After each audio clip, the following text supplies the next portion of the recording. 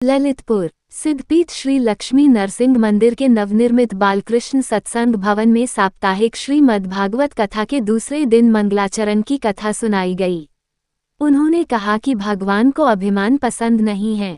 व्यासपीठ पर विराजमान धन्वंतरी दास महाराज ने कहा कि तपस्या से अधिक सत्संग का महत्व है। 10,000 वर्षों की तपस्या से अधिक 2 घड़ी के सत्संग का महत्व है, क्योंकि तपस्या से अभिमान उत्पन्न हो जाता है और सत्संग से अभिमान दूर हो जाता है। ऐसा सत्संग संतों की कृपा से प्राप्त होता है। श्रीमद् भागवत के मंगलाचरण में किसी देवी देवता का नाम नहीं लिया गया। श्रीमद् भागवत का शुभारंभ ब्रह्म सूत्र से हो रहा है, मानो श्रीमद् भागवत और कुछ है ही नहीं। इसमें केवल अक्षर अक्षर भगवान श्री कृष्ण समाहित हैं। जिन भगवान ने इस सारी सृष्टि को जन्म दिया, जो एकमात्र इसे बनाने वाले, पालने वाले और संहार करने वाले हैं, वो इसी जगत में समाये हैं, विराट में हैं। भगवान को सभी जगह देखना ये बहुत बड़ी अवस्था है।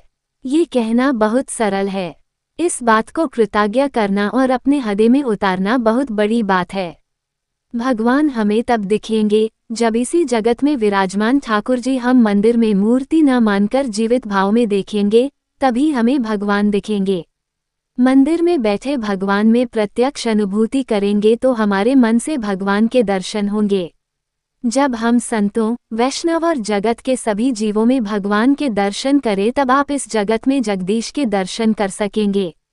ऐसा नहीं है कि किसी ने भगवान का दर्शन नहीं किया हो। महाराष्ट्र में प्रकट हुए नामदेव महाराज ऐसे भगत हुए जिन्होंने भगवान के नाम को भगवान मान लिया। भगवान कण कण में है, ये कहने की नहीं है बल्कि स्वीकार करने की है।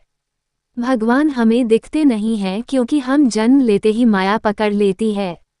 इस माया से बचने के लिए ज्ञान की आवश्यकता होती है, जो हमें संतों के सत्संग से प्राप्त होता है।